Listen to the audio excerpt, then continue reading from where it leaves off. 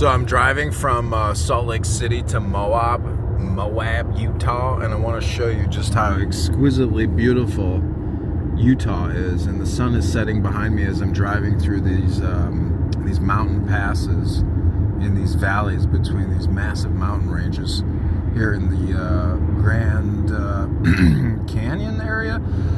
Not the Grand Canyon, but not the Himalayas, the Rocky Mountains. That's the word I'm looking for, the Rocky Mountains. It's absolutely beautiful in here. We finally made it to God country.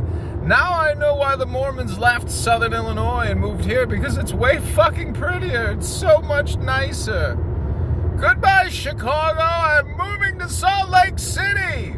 You can keep your Chicago cheeseburgers, your crime, and your homelessness.